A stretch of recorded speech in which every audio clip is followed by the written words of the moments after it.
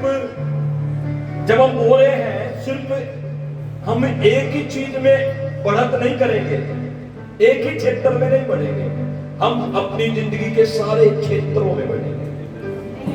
Not only finance, सिर्फ finance में नहीं, आपके बोलने से आप हो सकता है आप शरीर से तंदुरुस्त हो जाए और दवाई पर खर्चा होना बंद हो जाए।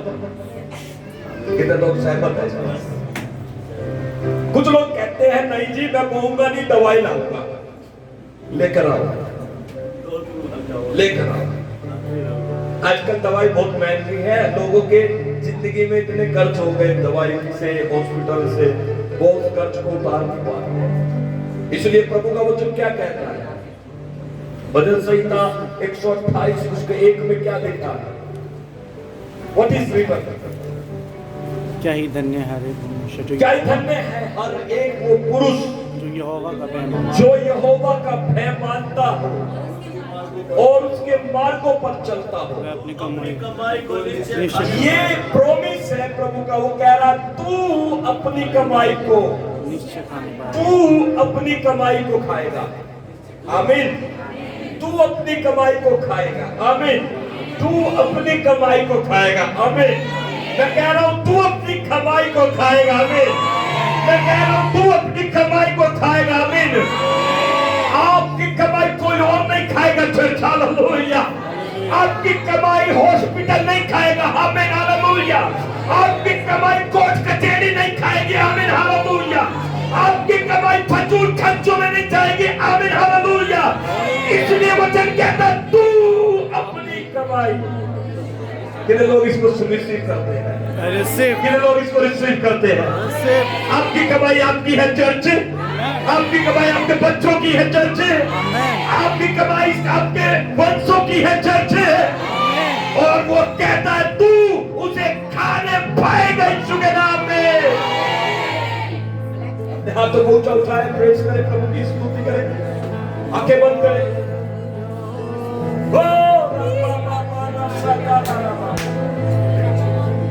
आंखें बंद करें। प्रभु आपको आजाद कर रहा है। आज आप डिलीवर हो रहे हैं चर्च, आपके बंधन टूट रहे हैं चर्च, आप आजाद हो रहे आत्मा में, शरीर में, प्राण में यीशु मसीह के नाम में। आपके बीमारियां निकल रही है बाहर यीशु मसीह के नाम में। आप पवित्र आत्मा की आग तुम्हारे ऊपर उतर रही है यीशु मसीह के नाम में। हर एक डायबिटीज यहाँ से जा रहा है यीशु मसीह के नाम में। हर एक बीपी ब्लड प्रेशर जा रहा है यीशु मसीह के नाम में। हर एक रिसोली गांठ पिघल रही है यीशु मसीह के नाम में। आज के बाद जब आप जॉब पर जाकर दोबारा अपने आप को चेक करोगे, आप आजाद हो चुके होंगे चर्च यीशु के नाम में। आपकी गांठ, आपकी रिसोली, आपकी पथरी, आपका ब्लड प्रेशर, आपका शुगर, आपकी आंखों की रोशनी सब यीशु के नाम में जा चुकी है और आप चंगे हो चुके हैं यीशु मसीह के नाम में। हाथों को उठाकर तारीफ करें प्रभु की। प्रभु का वचन कहता है मेरा घर प्रार्थना का घर कहलाएगा। अपने हाथों को ऊंचा उठाए, कोई तो प्रार्थना करे यहाँ, कोई तो प्रार्थना का योद्धा यहाँ पर बैठा है जो अब प्रार्थना कर रहा है। हालेलुया। प्रभु का वचन कहता है मेरा घर प्रार्थना का घर कहलाएगा। मेरा घर प्रार्थना का घर कहलाएगा। देश देश के लोग मेरे घर में आकर प्रार्थना करेंगे। जाति जाति के लोग मेरे घर में आकर प्रार्थना करेंगे। आपकी प्रार्थना ऊंची होनी चाहिए चर्च है। आपकी प्रार्थना ऊंची होनी चाहिए चर्च है। आज बंधन टूटने पाएंगे यीशु मसीह के नाम में। आज आप आजाद होने पाएंगे यीशु के नाम में। आज के दिन गवाही आपके लिए खड़ी हो जाए यीशु मसीह के नाम में। अपनी आवाज ऊंचा उठाओ और प्रार्थना करो। प्रभु आपकी आवाज सुनना चाहता है। जो भी मांगे मांगे मांगे, अपनी कमजोरियों से बाहर आ जाओ, अपने पाप के जीवन से बाहर आ जाओ, अपनी निराशाओं से बाहर आ जाओ। प्रभु आज आपको बाहर ला रहा है। अपनी आवाज ऊंची करें, बुलंद आवाज में प्रार्थना करें। पवित्र आत्मा की आग उतर रही है आपके ऊपर। पवित्र आत्मा की सामर्थ उतर रही है आपके ऊपर। हर एक अंधकार की बात बंद हो रही है।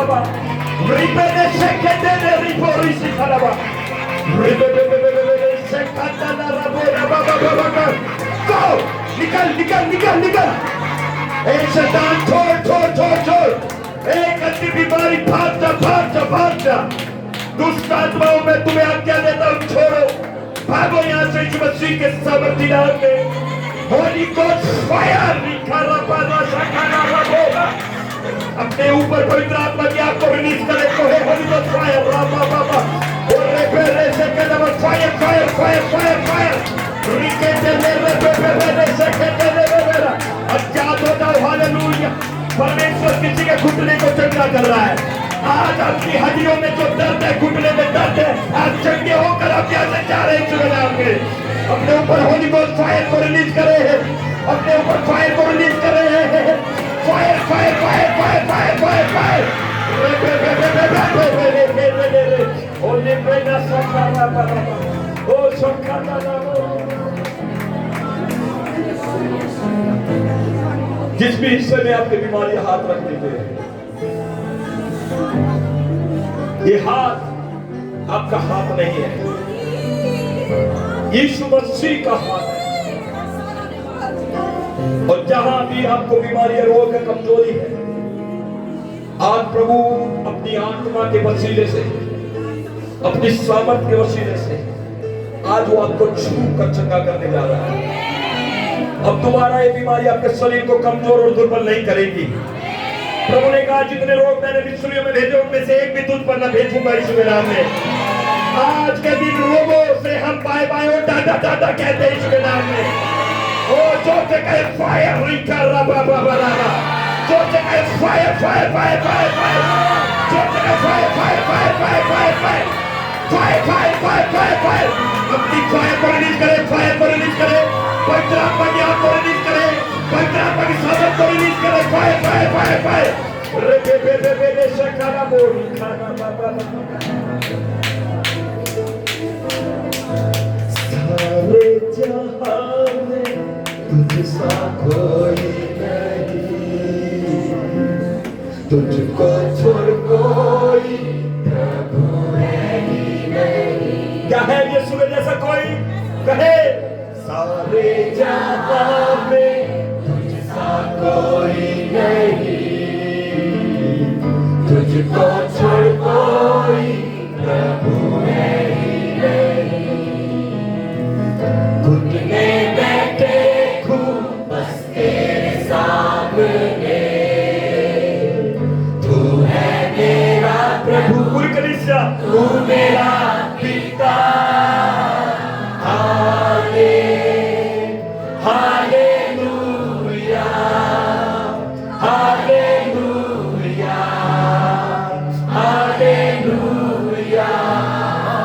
वर्शिप टीम ऊंचे आवाज में हालेलुया और रब्बा बाबा आज अद्भुत काम होने जा रहा है आपके लिए चर्च मैं आत्मा में महसूस कर रहा हूँ आपके लिए बड़ा काम होने जा रहा है चर्च आज के दिन आपके जीवन में एक अद्भुत काम होने जा रहा है परमेश्वर आपके बीच में चल फिर रहा है और वो छुटकारा दे रहा है आपके लिए वो काम कर रहा है चर्च अपने हाथों को उठाए इसकी महिमा करें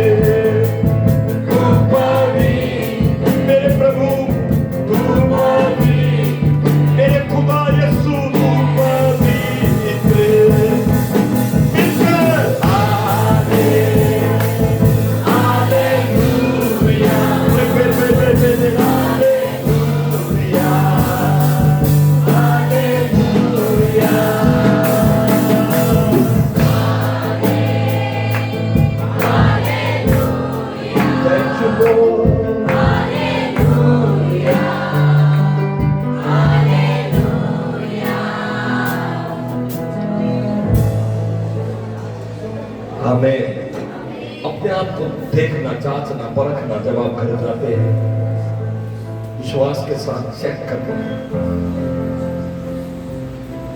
जो भी रोगी था, जो भी प्रॉब्लम थी, जो भी समस्या थी, जब आप घर जाएंगे जब चेक कर लेना।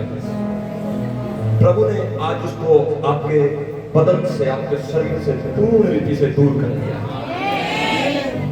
मैंने विश्वास से, जब आंख बंद करके प्रभु की महिमा कर रहा था, मैंने देखा किसी का घुटना जो पूरा सूजा हुआ है, लेकिन प्रभु ने उसको पूरी सूजन उतारकर बिल्कुल फर्स्ट क्लास कर दिया, बिल्कुल ठीक कर दिया। प्रभु यीशु मसीह आपका वैद्य, आपका डॉक्टर यहाँ पर काम कर रहा है। आपको जरूरत नहीं है, आपका वैद्य आपके लिए चंगा करेगा। उसका नाम यहोवा राफा है, उसका मतलब है परमेश्वर मेरा चंगा करने वाला परमेश्वर है। आमेन। Praise the Lord. जो आप करते हैं, जो आप बोलते हैं, जब आप परमेश्वर के आराधना में जुड़ते हैं, परमेश्वर काम करता है। अपने बाजू वाले की तरफ देख कर कहे, प्रभु आपसे प्रेम करता है। आज प्रेम शब्द, लव, ये बहुत बदनाम है। हाँ जी, जब भी प्रेम या लव शब्द आता है, पता नहीं क्यों खलबली सी हो जाती है, क्योंकि ये बहुत बदनाम है। और बदनाम करने वाले कौन है? हम ही है। हर जगह पर देखिए, घर में, परिवार में, पति पत्नी में, लड़का लड़की में, सब कहते हैं प्यार करते हैं हम आपसे, शादी करना चाहते हैं, विवाह बनाना चाहते हैं। लेकिन एक्चुअल में क्या हो रहा है? लोग सिर्फ शब्दों पर बोलते हैं, लेकिन कोई प्रेम नहीं करता। Nobody loves you। कोई प्रेम नहीं करता। प्रेम कैसे पता चलता है? आप जब परेशानी में जाएंगे, दुख में जाए, तकलीफ में जाए, अपने भाई बंधुओं को, रिश्तेदारों को जब आप टोकते हैं कि आप मेरे काम कर दीजिए, आप मेरी इस बात में हेल्प कर दीजिए, और इंपॉर्टेंट चीज, आप एक चीज बोल दीजिए, मुझे पैसे दे दो, क्या बोलेंगे? बहना मुझे माफ कर, गरीब आदमी हूं। गरीब गरीब कुछ नहीं होता, समझ रहे हो? सब बोलते हैं प्रेम, किसी भी जगह लगा दीजिए, लेकिन कोई सच में, कोई उसकी जो परिभाषा हो गई, आज जो शब्द हो गया, उसका बिल्कुल नाम बदनाम हो गया। कोई यकीन नहीं करता आजकल। अभी लड़का लड़की के लिए रिश्ता ढूंढने जाते हैं, भैया यकीन ही नहीं होता। सामने बंदा चाहे प्रभु में कितना गड़ा है, मजबूत है, आत्मिक है, चाहे वो प्रभु से प्रेम करने वाला, लेकिन मेरा तब भी यकीन नहीं होता। क्यों नहीं होता? क्योंकि लोगों ने क्या कर दिया? बदनाम कर दिया, है ना? अच्छे और सच्चे लोग नहीं है, झूठ बोलते हैं, धोखाधड़ी करते हैं। परमेश्वर ने जो प्रेम शब्द, जब आप बाइबल में पढ़ते हैं, जो परमेश्वर जब प्रेम शब्द बोलता है, वो सच में 100% पवित्र है। पवित्र। उसने प्रेम शब्द को बहुत ही ऊंचे दर्जे पर रखा है। बाइबल में लिखा है, जो मनुष्य प्रेम करता है, जो मनुष्य प्रेमी है, जो प्रेम करता है, वही परमेश्वर का है, अदरवाइज कोई परमेश्वर का नहीं है।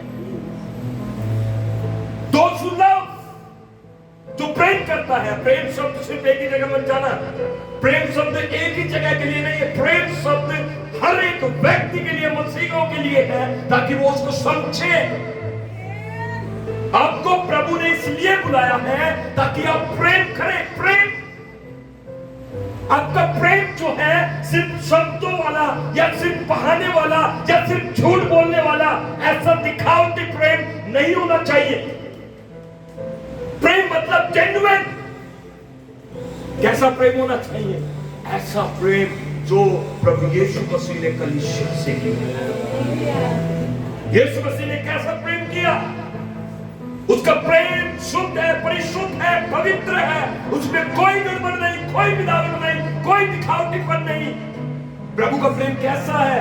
जब हम पापी थे, गुनहगार थे, उसने हमारे लिए इस जमीन पर आकर क्रूस की सजा को सह लिया। मनुष्य गुनहगार था, मनुष्य पापी था, मनुष्य गंदगी में फंसा हुआ था, धंसा हुआ था। कोई उसे बचाने नहीं आ रहा था, कोई उसे छुड़ाने नहीं आ रहा था। लोगों ने क्या किया था? रीति रिवाजों के अनुसार अपने पापों और गुनाहों के लिए पूजा पाठ करने लगे, बलियां चढ़ाने लगे, भेंट पूजाएं करने लगे। लेकिन उनसे गुजारा नहीं होने वाला था। वो वैसा काम करने के बाद भी फिर पाप करते थे, फिर भेंट पूजा, फिर पूजा, ये सारी चीजें करने लगे। लेकिन उनसे पक्का समाधान नहीं हो रहा था, जीवन परिवर्तन नहीं हो रहा था। लोगों के चाल ढंग, बोलना, चलना, उठना, बैठना बदल नहीं रहा था। उस समय में परमेश्वर ने क्या किया, मैं आपको बताना चाहता हूँ। परमेश्वर ने जब देखा मनुष्य अपने आप को बचाने में असफल है, मनुष्य अपने आप को उद्धार दिलाने में असफल है, मनुष्य परमेश्वर के साथ संगति करने में असफल है, स्वयं स्वर्ग का परमेश्वर जमीन पर आया, मनुष्य का रूप धारण किया, मेरे और आपके पापों के लिए क्रूस पर मारा गया और तीसरे दिन मुर्दों में से जी उठा और आज भी यीशु मसीह जीवित है।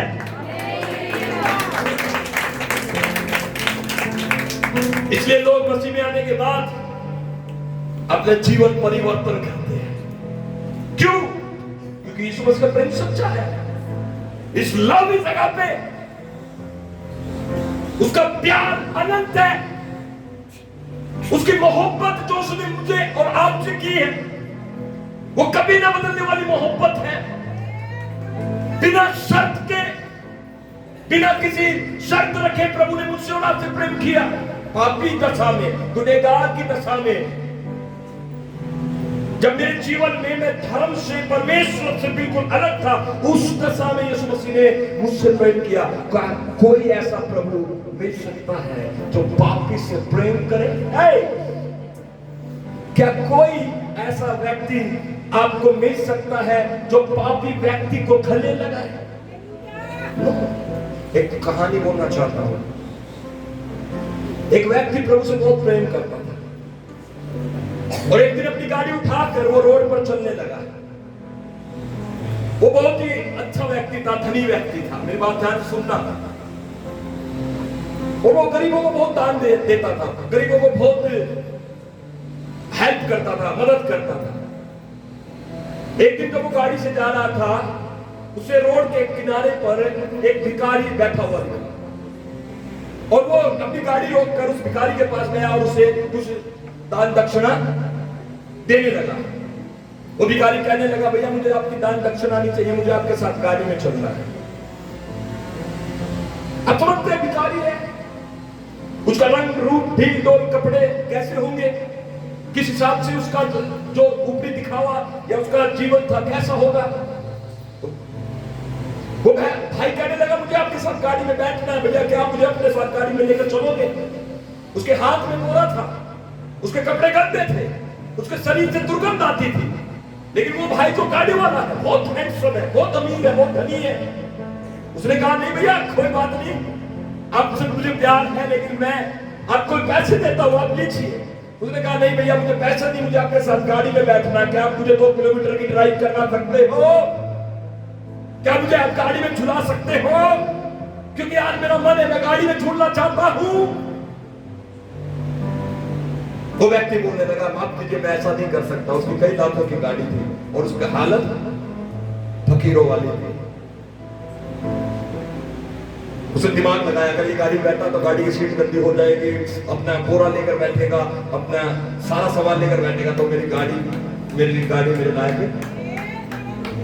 वो छोड़कर चला गया, वो छोड़कर, और जब वो अपने घर में गया, नहा धोकर कॉफी पीने लगा। कॉफी पीते वक्त उसको वही घटना याद आई। प्रभु ने उससे बात की, मैंने कहा, बेटा तू उस बोरे के साथ उस भिखारी को, उस दुर्गंध को, उस ऐसे व्यक्ति को तू अपनी गाड़ी में नहीं बिठा सकता। देख, मैंने स्वर्ग तेरे लिए छोड़कर तुझे अपने साथ स्वर्ग में बिठाने का स्थान बना दिया और मैं तुझसे प्रेम करता हूं।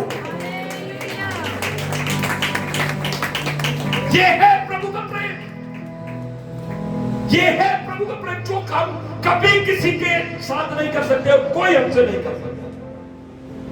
यीशु मसीह स्वर्ग का प्रभु, मालिक, पूरी दुनिया का खालिद और मालिक, वो प्रभु स्वर्ग से जमीन के ऊपर आकर मुझे और आपको ये नहीं कहता कि बोरा हटा दे, कपड़े दूध चेंज करके आ, वो आपको जैसे आप थे वैसा ही आपसे प्रेम करता है और आपको उद्धार दिया, आपको उद्धार से सजाया, आपको मुक्ति दी, आपके पापों के लिए क्रूस पर चढ़ गया, आपके लिए अपनी जान दे दी, 3 कीलों पर ठोक दिया गया, कब्र में रख दिया गया। इतनी यातना, इतनी पीड़ाएं कोई है जो आपके लिए सह सकता है? अगर कोई नहीं है, याद रखें यीशु मसीह के लिए हमेशा जिंदगी जिए, हमेशा यीशु के बने रहे, हमें हमेशा ये गाना, गीत गाना बहुत आसान है, सिर्फ तेरे लिए यीशु तेरे लिए मैं हाथ उठाता हूँ। सिर्फ कह रहे हैं, सब पर ध्यान दीजिए, सिर्फ, क्या आप सिर्फ यीशु के हैं? क्या सिर्फ यीशु का ही प्रेम आपके अंदर है? क्या सिर्फ आप यीशु को ही अपने जीवन का पहला प्यार मानते हैं? क्या आप सिर्फ यीशु मसीह में ही अपने आप को बनाकर रखते हैं? यदि आप रखते हैं तो बहुत कुछ की बात नहीं, तो आज से शुरू करें, यीशु के लिए सारे काम करें, वही प्रभु है। एक वचन को पढ़ना चाहता हूं, आपका ध्यान देकर जाना चाहता हूं। निर्गमन की पुस्तक, पुराने नियम की पुस्तक है और उसका 33वां अध्याय 1 और 2 वचन पढ़ेंगे। बड़े प्यार से, बड़े ध्यान पूर्वक सुनना, बहुत ही सुंदर बातें आपका आपसे करने वाला हूं। फिर यहोवा ने मूसा से कहा, सबने निकाल लिया? सबने निकाल लिया तो बोले यस। यस। सबने निकाल लिया? ठीक है। ये समय कौन सा, मैं बता दूं आपको, थोड़ा सा पृष्ठभूमि समझा दूं। इस्राएली लोग मिस्र के गुलाम थे, मिस्र के, ठीक है।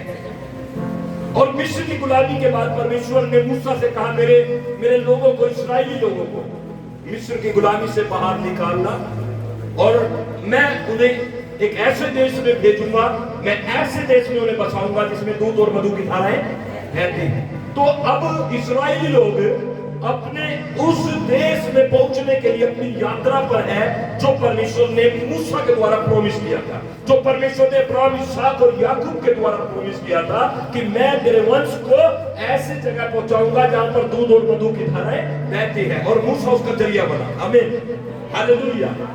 अभी पिछले अगर अध्याय में आप देखेंगे, 32 अध्याय में, तो वहां पर आपको देखने को मिलेगा जब ये लोग यात्रा में थे, जंगल होकर चले, जंगलों में से आए, नदियों में से आए, समुद्रों को पार करके आए, ठीक है। और रास्ते में आकर मूसा, परमेश्वर की आवाज सुनकर मूसा पर्वत पर चला गया। परमेश्वर ने मूसा को बुलाया, मूसा मेरे पास आ, मुझे बात करनी है। तो मूसा पर्वत पर गया, 40 दिन और 40 रात पर्वत पर रहा। और उसी के दरमियान इस्राएली लोग बिगड़ गए, अविश्वासी हो गए, मूसा को भूल गए, परमेश्वर को भूल गए। और उन्होंने हारून से कहा, हमें नहीं पता मूसा कहां गया, हमें नहीं पता मूसा का क्या हुआ। अब एक काम कर, तू हमारे लिए एक ऐसा बछड़ा बना जो हमारे आगे आगे चले, जिसको हम अपना देवता कहें। देखिए वो बछड़ा बनाने लगे, वो अपने आप भूल गए परमेश्वर की बातों को कि परमेश्वर कैसे अद्भुत काम करके उन्हें मिस्र की गुलामी से बाहर निकाल कर लाया था। आमीन, मेरी बात सुन रहे हैं? ठीक है। गलती की, बछड़ा बनाया। फिर परमेश्वर ने मूसा से कहा, नीचे जा, देख तेरी प्रजा बिगड़ गई, देख उन्होंने बछड़ा बना लिया, देख वो परमेश्वर को भूल गए, देख वो फिर से बलवा करने लगे। और इसलिए मूसा नीचे उतर कर आया, और मूसा जब नीचे उतर कर आया, क्रोधित हुआ, हारून को भी डांटा, मंडली को भी डांटा। उस दिन बहुत लोगों की मृत्यु भी हुई थी, बहुत लोग मरे भी थे, ठीक है। लेकिन उसके बाद भी, क्या बोलना चाह रहा हूं, मिस्टेक के बाद भी परमेश्वर फिर उन्हें लगातार अपने हाथों से, अपनी बाहों से उन्हें फिर से लेकर आगे आगे चलता गया। हेलो। और उसके बाद का लिखा 33 वचन में, फिर यहोवा ने मूसा से कहा, तू उन लोगों को जिन्हें मिस्र देश से छुड़ा लाया, तू उन लोगों को जिन्हें तू मिस्र से छुड़ा लेकर आया है, संग लेकर अपने साथ लेकर उस देश को जा जिसके विषय में मैंने अब्राहम, इसहाक और याकूब से शपथ खाकर कहा था उसे तुम्हारे वंश को दूंगा। उस देश को मैं तुम्हारे वंश को दूंगा। आमीन। परमेश्वर अपने वायदे को याद रखता है। आमीन। हेलो, परमेश्वर अपने वायदे को, और आगे क्या लिखा है, थोड़ा सा पढ़ते जाए, कंटिन्यू करें बाइबल में ध्यान रखो, इधर ऊपर देखो। और मैं तेरे आगे आगे एक दूत को भेजूंगा, और मैं तेरे आगे आगे एक दूत को भेजूंगा, और कनानी, एमोरी, हित्ती, परिजी, हिब्बी और यबूसी लोगों को बरबस निकाल दूंगा। ठीक है, मेरी बात समझ ले। जब परमेश्वर ने कहा कि तू अब इन लोगों को यात्रा में कंटिन्यू कर, रास्ते में क्या हुआ, विलंब हुआ, रास्ते में क्या हुआ, परमेश्वर का दिल टूटा। या सुनो, किसने तोड़ा? इस्राएलियों। किसने तोड़ा? कैसे तोड़ा? 32 अध्याय पढ़ना। मूसा गया प्रेयर करने, उपवास करने, प्रभु के साथ बातें करने पर्वत पर, सिनाई पर्वत पर, ठीक है। लेकिन जब नीचे आया तो आने में टाइम लग गया, 40 दिन। वहां पर इजरायली नीचे बिगड़ गए, दिल टूटा, उन्होंने बछड़ा बना लिया, उसको देवता बोलने लगे, उसको प्रभु बोलने लगे कि ये हमारा प्रभु है जो हमें मिस्र से निकाल कर लाया। बछड़ा थोड़ा है प्रभु, वो थोड़ा मिस्र से तुम्हें निकाल कर लाया, वो थोड़ा तुम्हें गुलामी से बाहर निकाल कर लाया, निकालने वाला परमेश्वर है। या सुनो, कलीसिया मेरी बात सुनिए ध्यान से। दिल टूटा, परमेश्वर नाराज हुआ, परमेश्वर अपसेट हुआ, लेकिन अभी भी परमेश्वर मूसा से क्या बोल रहा है? इन लोगों को ले और आगे की तरफ प्रस्थान कर। ओह माय गॉड, क्या देख पा रहे? परमेश्वर चाहता तो उन्हें उसी समय अपने क्रोध से, अपने आग से वो भस्म कर देता, लेकिन नहीं। परमेश्वर ने कहा कि अब जो हुआ उसको छोड़ो, अब आगे की तरफ प्रस्थान करो। आगे मतलब एक ऐसा देश जो परमेश्वर ने वायदा किया है, मैं तुम्हें कनान देश में प्रवेश करवाऊंगा, मैं तुम्हें वायदे के देश में पहुंचाऊंगा, मैं तुम्हें दूध और मधु के धाराओं वाले देश में पहुंचाऊंगा। ये बात परमेश्वर ने कहा मूसा से। लेकिन उस रास्ते में कौन कौन प्रॉब्लम थी? उस रास्ते में 5 तरीके की जातियां थी, 5 तरीके के लोग वहां पर थे। यहां पर क्या लिखा है? हिब्बी लिखा है, पढ़ो, जोर से पढ़ो। कनानी, एमोरी, हित्ती, परिजी, हिब्बी, यबूसी। मतलब उनको अब कनान जाना है। लाल समुद्र पार हो गया, हालेलुया। लाल समुद्र पार हो गया, यरदन पार हो गए, हालेलुया। सब चीज जंगल से पार होकर वो अब कहां पर आए? अपने डेस्टिनेशन पर आए। अब उनको कनान देश तक पहुंचना है, कनान देश उनके सामने है। लेकिन सामने होने से पहले उनको 5 तरीके के एक गैर को, एक अविश्वासी जाति, जिनको उन्हें देखना था, जिनको उन्हें पार करना था, ठीक है। उसके बाद क्या लिखा है? पढ़िए आगे। हाँ जी, कंटिन्यू। तुम लोग उस देश को जाओ, तुम लोग उस देश को जाओगे जिसमें दूध और मधु की धारा बहती है, जिसमें दूध और मधु की धाराएं बहती है, परंतु तुम हठीले हो। देखो परमेश्वर साथ साथ बोल रहा है, तुम हठीले हो, तुम हठीले हो, इस कारण मैं तुम्हारे बीच में हो, इसलिए मैं तुम्हारे बीच में होकर नहीं चलूंगा। मैंने मूसा को जरिया बनाया, मूसा तुम्हें आगे लेकर जाएगा। ऐसा ना हो कि मार्ग में मैं तुम्हारा क्या करूं? अंत कर दूंगा। लेकिन मैं नहीं चलूंगा, मेरा दास मूसा चलेगा, मेरा दास मूसा चलेगा, मेरा दास मूसा चलेगा, लेकिन चलेगा। अब आगे बाइबल पढ़ते जाओ, पढ़ते जाओ, पढ़ते जाओ। परमेश्वर यही बोलता रहा, आगे प्रस्थान करो, आगे प्रस्थान करो, आगे प्रस्थान करो। देखो साथ में परमेश्वर क्या बोल रहा है? तुम हठीले हो। क्यों परमेश्वर उन्हें छोड़ नहीं देता? क्यों वो दास नहीं होता?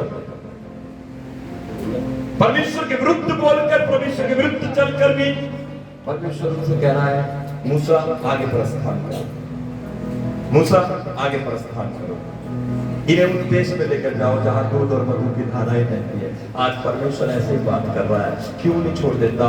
क्योंकि वो प्रेम करता है आपसे, मुझसे, वो आपसे मुझसे प्रेम करता है। हमने बहुत सारी गलतियां की है, यस ये सही है, ये सच है। हम बहुत सारी जगह पर कमियों में हैं, पाप में हैं, अशुद्धताओं में हैं, अपवित्रताएं में हैं, लेकिन इसके परमेश्वर की योजना आपके और मेरे लिए अभी टूटी नहीं है, व्यर्थ नहीं हुई है। परमेश्वर ने अपनी योजना को आपके और मेरे लिए बदला नहीं है। परमेश्वर ने अपने प्लान को अभी तक हमारे लिए चेंज नहीं किया है। जैसे प्लान परमेश्वर ने पहला बनाया था, जैसी योजना परमेश्वर ने पहली बनाई थी कि मैं इन्हें कनान देश में बसाऊंगा, मैं इन्हें कनान देश दूंगा, वैसे ही प्लान और योजना परमेश्वर आज भी तुम्हारे लिए कर रहा है।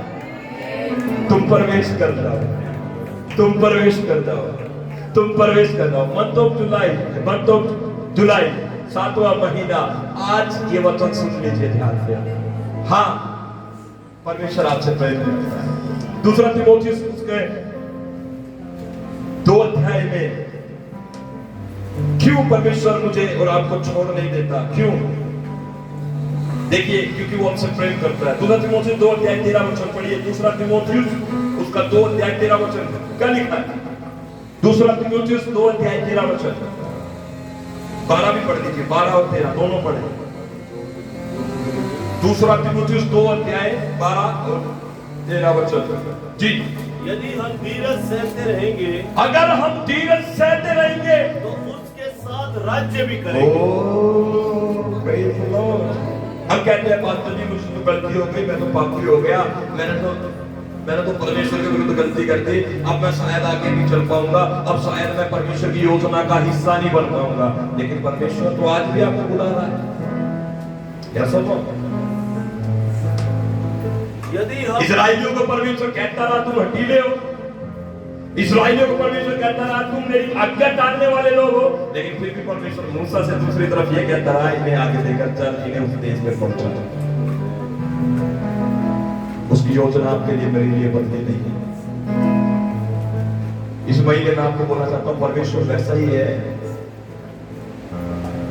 उसकी योजना आपके लिए मेरे लिए बदली नहीं है। हो सकता मैं गलती करके आया हूं, हो सकता मैंने पाप किया है, हो सकता मैंने परमेश्वर को नाराज किया, हो सकता परमेश्वर के विरुद्ध मैंने कोई गलती कर दी, हो सकता है मैंने प्रार्थना में लेने में देने में मैंने कहीं चूक कर दी है, हो सकता है। लेकिन आप मत सोचिए परमेश्वर की योजना बदल गई, परमेश्वर की योजना नहीं बदली। परमेश्वर आज भी तुम्हारे लिए में वही योजना बनाता है, कनान देश मैं तुम्हें दूंगा।